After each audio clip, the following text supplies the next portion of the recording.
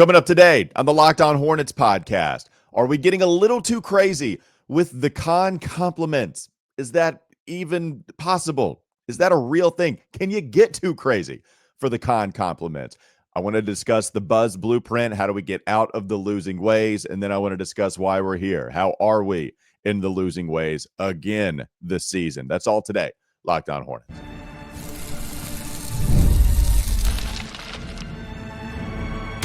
You are Locked On Hornets, your daily Charlotte Hornets podcast.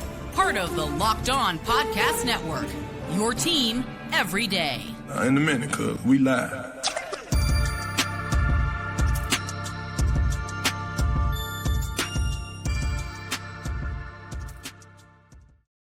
It's Locked On Hornets, part of the Locked On Podcast Network. It's your team every day. Thanks for making us your first listen. We are free. We are available anywhere you get your podcast, and that includes YouTube. And because of your support of not only Locked On Hornets, but the entire Locked On Sports Podcast Network, we are the #1 sports podcast network. All because of you, baby.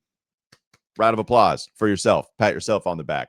Couldn't do it without you. We appreciate you for all of your support. And again, like us, rate us, do all the stuff that your favorite YouTuber tells you to do. This episode is brought to you by Game Time. Game Time? Download the Game Time app, create an account, use code LOCKEDONNBA for $20 off your first purchase. No Doug Branson today. Still support his work, everyhornetsboxscore.com. Also check out Yahoo Sports Daily. He's producing behind the scenes. That show is hosted by Jason Fitz and Caroline Fenton. And I'm Walker Mail. You can listen to me on WFNZ every weekday from 12 to 3 p.m. Sports Radio 92.7 FM. And I do ask that you listen today, November 26th, this Wednesday, not only from 12 to 3, but keep on WFNZ, keep it on the radio all day long. Today is a special day for us. It's our annual Street Turkeys event, actually the 23rd annual WFNZ Street Turkeys event presented by Ram Pavement. Shout out to the sponsor. You know that we're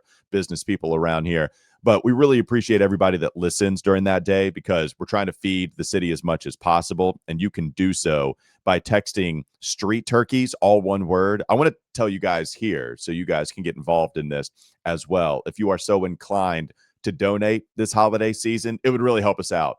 And if you wanted to do it during the 12 to 3 window, that would be great. Kind of have a fun, friendly mini competition of how much money each show can raise. But really, as soon as you listen to this, just go ahead and try to donate if you are so inclined. Text Street Turkeys to 50155. That's Street Turkeys, all one word, to 50155. You donate $1, $2, $5, $10. Like, there are so many different options. Anything helps. And if you want to stop by the Jack Daniel's Doghouse on the corner of Mint and Moorhead, we'll be there hosting. So if you want to stop by, donate a turkey, donate canned goods. Like, we are donating to the people that need it most here. All the food, the money helps towards the food. Or if you just want to bring food immediately and skip the middleman, you can do that as well. Thanks again to Second Harvest Food Bank of Metrolina for helping us out.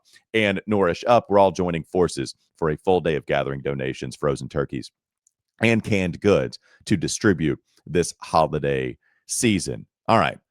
Holiday season, it is the season of giving, after all. And boy, we are giving Kon Knueppel a ton of compliments. I asked in the cold open, are we getting a little too crazy for the Kon compliments?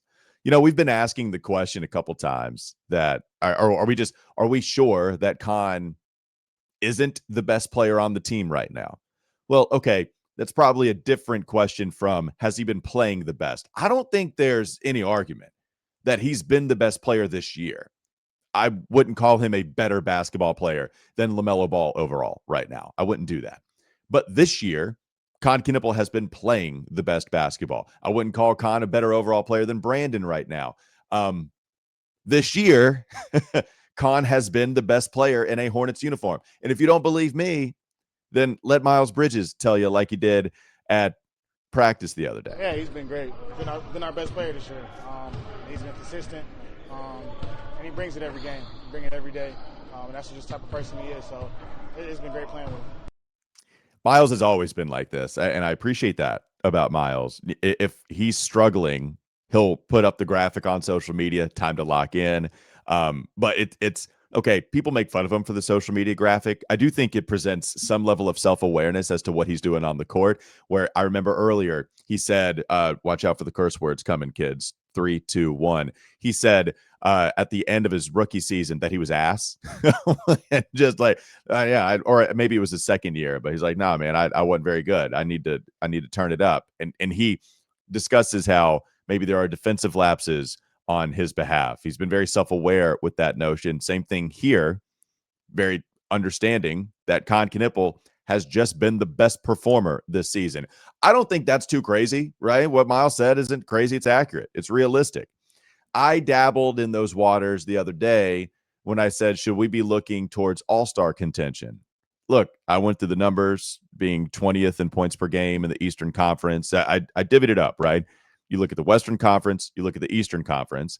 All you have to do, quote unquote, all you have to do, it's super easy, is become a top 15 player in the Eastern Conference. Kon has numbers to suggest that he is a top 15 player in the Eastern Conference. And if he stagnates or if he just hovers around the box score that he continues to give us every single night, those are all-star numbers to me. It's going to be tough for a rookie, though. Like, I mean, those guys, rookies, they just don't become all-stars right away.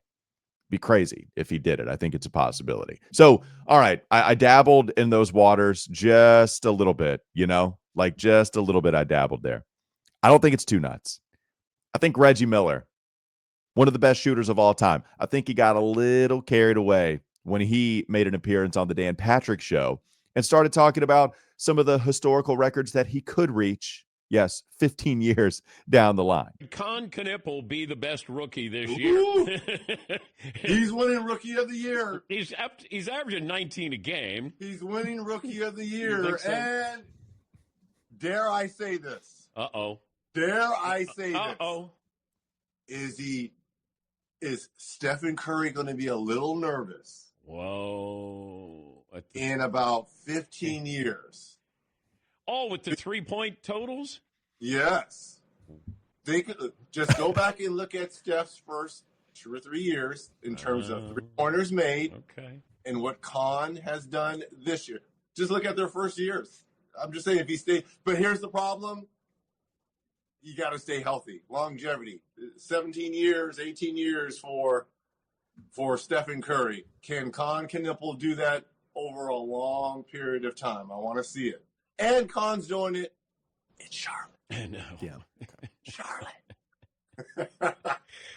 Oh, yeah, that might be a place, too. You don't want to go to Charlotte? That might be a place, too. Yeah, Paulie. Steph Curry's first 3 years in the NBA with the ankle injury, he averaged 2.1 threes made per game.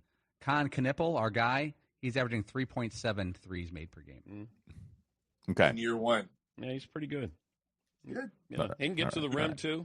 So Shooter shoot. Yeah. Shooter shoot. Yeah. Shooters make. All right. Didn't need that at the end, Reggie, with the whole Charlotte thing. Hold on, let me mark it down. All right, it's been 0 days since the Hornets have caught a stray. All right, reset the calendar. That's what we do around here. We just catch strays. Even when a player that we drafted in the top 5 is playing like the best rookie in a deep draft class, Charlotte and the organization still can't help but be a magnet to stray bullets out there. Not even necessarily, I guess this is kind of directed towards Charlotte. Maybe it's not even a stray. All right. I think we did it, though. We got too crazy. Yep, that was it. Bang. Right there. Nice job, Reggie. Shooters shoot, baby. They still shoot, and they're shooting for the moon even if they don't reach it. This is a wild one. And it doesn't mean that Kon isn't going to be possibly one of the greatest shooters of all time. But my goodness gracious, we're 17 games into this, baby. Here's what's crazy, though. I will say this. We all remember the Bill Simmons comment about how Kon, he just guaranteed that Kon Knueppel was going to be on Team USA 2028. And I told you about my conversation with Kon after that. And he said, yeah, I just think it's a little nuts. He said that both on and off the record. Like, yeah, come on. What are you doing, Bill? It's a little crazy. Why are you doing this? Why are you putting this out there? And then he actually lived up to that immediate stamp of approval that Bill had for him. And now here we have Reggie, one of the best shooters of all time, watching Kon saying that he is going to be one of the best shooters of all time as long as he stays healthy. And I don't even know if he's saying as long as he gets out of Charlotte. He just wanted to throw something our way. I'll look, it's okay. It's okay to field all of these compliments, a cornucopia of compliments, if you will. Happy Thanksgiving, people. Gobble, gobble. It's okay to receive all of these. Like, it feels good. Feels real good. Just now, I don't want to move the goalpost to an impossible point to reach for Kon his rookie season, which maybe I'm contributing and pushing the goalpost just a little bit further out from Kon's reach. I think I'm right there at the very end of the fingertips for Kon's reach. I think Reggie just pushed it all the way. All right, buddy. Now I expect you, as long as you stay healthy, to be the best three-point shooter in NBA history, volume-wise at least. Sound good to you? Is that okay to put on your back 17 games into the season? All right. He's been incredible.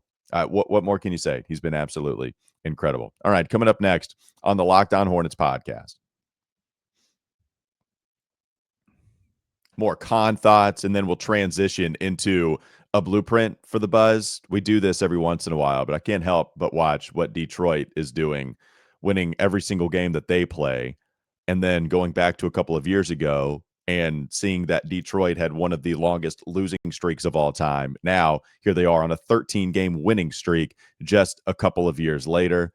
Is there any kind of pinnacle that we can reach that resembles that here in Charlotte? That's coming up next, LOH. Before we get to that segment, I do want to tell you that this episode is brought to you by Robinhood. Nobody knows your money goals better than you. Robinhood puts you in control of your money with tools that work as hard as you do, locking in on every opening, beating your PR, beating it again, and channel that drive into your money. Robinhood puts you in control of your money. You can trade stocks and ETFs, options, futures, and crypto all on one platform.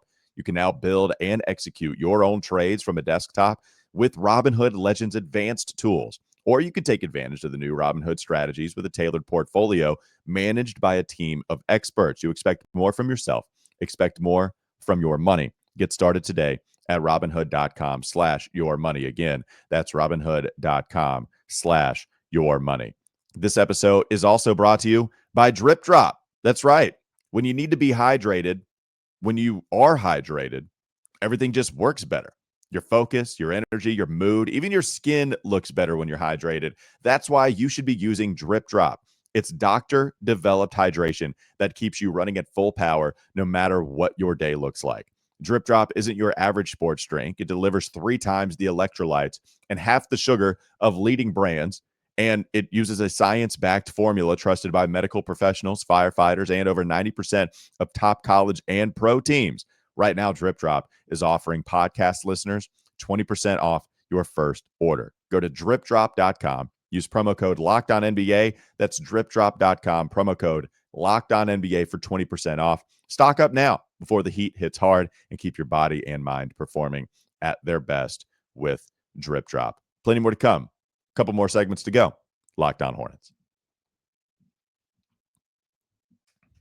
The blueprint. We do this every once in a while. We were doing it when we watched the Indiana Pacers find themselves in a Game 7 situation, NBA Finals against OKC. How did the Indiana Pacers do it? That's always kind of been of a blueprint where the ownership just refuses to tank, and they've actually done it in a way where, they refuse to tank. They don't want to lose out on that money, but they also just are relevant every single year. Would you be okay with that? That seems fun. All right. Detroit, they've been at the bottom of the barrel for quite some time. Oh, down here with us, to be quite frank, in terms of NBA standings. They have history. They have, I don't know about recent history, mid-2000s. Getting up there, people, 20 years ago history with some of those fun non-all-NBA championship teams that they had, but just like a bunch of fun all-stars that there wasn't any like real star on that squad. Just that took over. You guys get the idea. But it's been real bad for them for quite some time until the last couple of seasons where you see Detroit get to the postseason. They get to a first-round playoff series. They get there against the New York Knicks, battle them. Eventually, it's just not their time, but they looked real good in getting some of that postseason experience. Now, here they are atop the Eastern Conference standings. They're 15-2.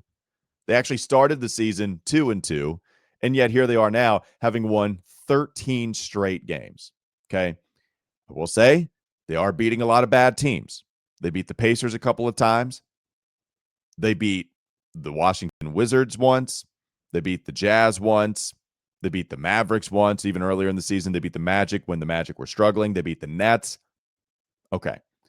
Even so, when you take care of business every single time out, and they're winning a lot of them pretty much by double digits. So they're still taking care of business. And here they are again, atop the Eastern Conference standings. You start to look at their stats. I can't believe Toronto's second, by the way, just when you click on it. When you look at their stats and who are the head honchos for them, Cade Cunningham, of course, averaging 27 a game and looks to be a real star in this league, almost averaging 10 assists. Jalen Duren, I think his ascent is one of the biggest reasons as to why they're here. You know, Jaden Ivey has only played a couple of games. They still have no clue what this really talented player could be for them and how they implement him.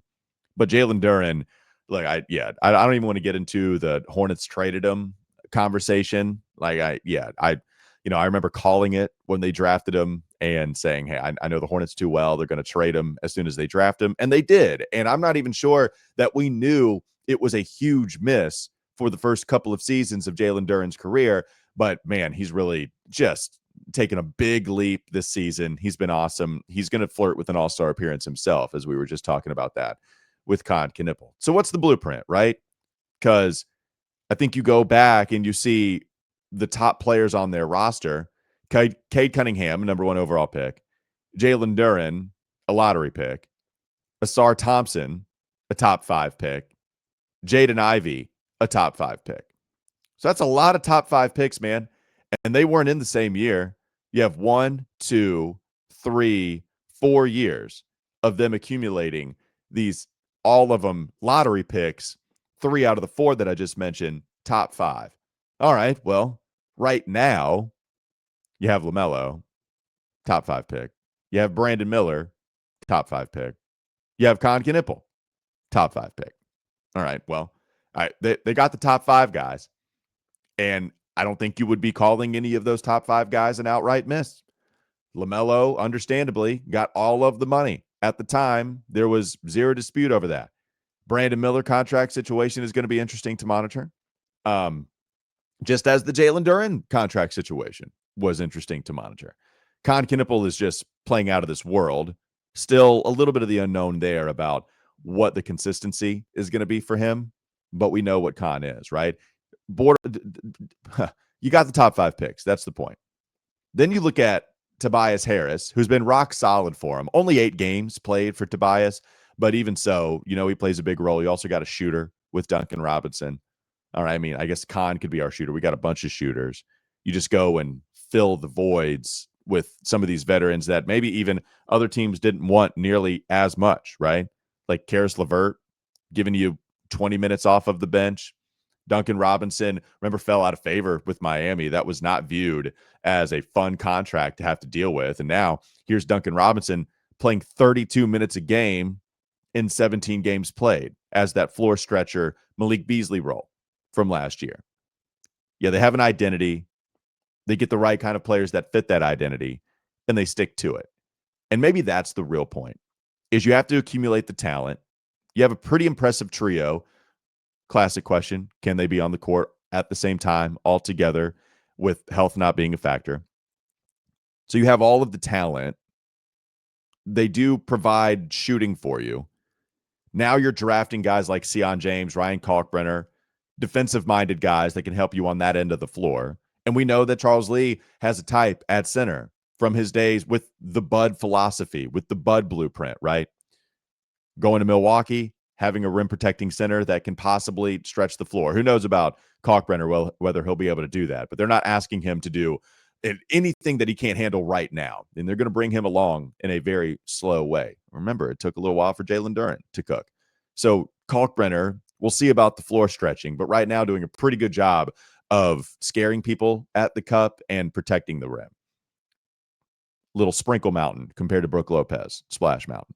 And then you go to Boston, Kristaps Porzingis, same thing, right? I guess that's the Joe Mazzulla approach when you had Charles Lee break away from the Bud like principles, but even still, you saw some similarities there with Boston, and it's worked out. Like, it would make sense as to why Kalkbrenner was the guy they zeroed in on with one of those picks they had late first and early second in this past 2025 NBA draft. I don't know if I am going to go all in on the Hornets being atop the Eastern Conference standings through 20 games in 2 years, but I think you can see that guys might take a little while to cook. Then you can go get your overpaid Tobias Harris like veteran, put him in a situation where he doesn't have to be the guy, but he can be the fourth guy, maybe the third guy one year, and then the fourth guy the next year because the talent passes him, and that's okay with everybody involved. That's actually going according to plan. It's wild. Like, you can't just snap your fingers and say, just do what Detroit did, and then you'll go to the top of the standings.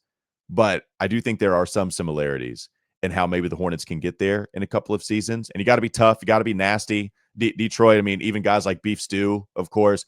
Yeah, you got to want it. And I do think the Hornets are trying to acquire those types of players. Khan's not scared. Sion isn't. Kalkbrenner, I'm not sure how many emotions he has at all, along with all these other guys that they drafted. But they are getting the right kinds of players, and maybe they prioritize that in free agency. And we won't know how many guys on the core from the last couple of years will be here for that next step. Once we get to the trade deadline, once we get to this upcoming offseason, that'll be fascinating. But it's wild to see Detroit make the kind of leap that they have from a few years ago, losing all of the games, to last year getting to a first-round series and competing. And then here they are now, number one in the Eastern Conference standings. Coming up next on the Locked On Hornets podcast. How did we get here, and can we get out of this maybe even starting tonight against the New York Knicks in an NBA Cup game? We'll talk a little bit more about that coming up next, LOH. Before we do, I want to tell you that this episode is brought to you by Game Time. Game Time? You know, we always appreciate Game Time. Basketball season, it's in full effect. Nothing beats being in the arena for those opening games, but let's be real. Getting tickets can be a total headache. Between waiting in queues, surprise fees, and prices that jump right before checkout, it's easy to get frustrated when all you want to do is cheer on your team. That's where Game Time comes in. The app that gives fans the advantage. It's your ultimate life hack for scoring amazing NBA tickets, easy and stress-free. Take the guesswork out of buying NBA tickets with Game Time. Download the Game Time app, create an account, use code LOCKEDONNBA for $20 off your first purchase. Terms apply. Again, that's code LOCKEDONNBA. Locked On NBA. Swipe, tap, ticket, go. More Locked On Hornets ahead. I'm not doing the macro question of how we got here, but, you know, I look at the standings, and I will say I didn't feel like we were all that high on what the Hornets could accomplish from a play-in/playoff standpoint. I've repeated the ceiling a million times. I thought maybe they could get to the play-in and then hopefully be competitive there to somehow, some way finagle a playoff series, a 4-game playoff series. It's going to be really hard. There is a big gap between the 11 seed, Milwaukee, who's 11, not in the play-in, to where Charlotte is. And I guess a big gap, relatively speaking. Milwaukee is 2 games away from 500. The Hornets are 9 games away from 500. So the Hornets, they're 3.5 games back of Milwaukee. Again, 3.5 is not some crazy insurmountable deficit, but I think you can start to figure out who are going to be the favorites to land those play-in tournament spots. Orlando at 7, they look to me much better. They're right there with Atlanta. Chicago, Philadelphia, Boston, those are the 8, 9, 10 seeds. Milwaukee, again, they come in at 11. And I'm hoping that the Hornets don't have to look back and really be worried about Brooklyn, Indiana, and Washington. They're all incentivized to lose to get some of their picks, and I guess that's true for the Hornets, except I don't think, outside of maybe Indiana, that any of those teams behind the Hornets in the standings had real goals this year. I think Indiana, even without Halliburton, they knew they wouldn't be an NBA Finals run without their give you an NBA Finals run without their best player. But you probably expected better than 2-15. You know, they did get their pick back, which is so hilariously monstrous for them. It's unbelievable. But with the Hornets, like, you wanted to see them start to trend in the right direction from a wins-loss standpoint. And I know I've talked about the sneak tank before. I just, I guess I didn't expect to be here. 4-13. It's a lot of losses at this point in the season. The point differential isn't terrible. Like, it's minus 4.2, minus 10.5, 12.3, 14.1 for Brooklyn, Indiana, and Washington. I still think the Hornets are fun. I guess I also thought they would be a little more fun with the pace, but LaMelo being out hinders your pace so much. And the Colin Sexton experience, while I do still love Colin as a player and what he brings to the floor every single night, the Colin at point experience, it's starting to wane just a little bit. I do think that we can get back on the ascent of that Colin coaster. He's done nice things. The win at against Milwaukee at home, I thought he did some nice things as a ball handler, just forcing the issue. But I thought they'd be a little more fun. Like, that's something I actually stood 10 toes down on. Hey, man, we're going to be a fun basketball team. I still think it's like, I don't think I'm outright wrong on that prediction. But even the style, I think the fun almost aligned with just how fast they were going to play, and the pace just isn't there as much. Now, Kon might make all of this real fun. The rookies might make all of it divertido, but Ryan Kalkbrenner missing some games now. Sion James coming back to earth without the crazy shooting. Like, now even there's a little bit of a decline from those rookies, the early second rounders. Liam McNeely sitting a few games out with an illness. So now you have a couple of rookies missing games, and Sion, who was unbelievable, starting to come down to earth via the shooting, and maybe even the defense has lost a tiny bit of step for him. So why are we here?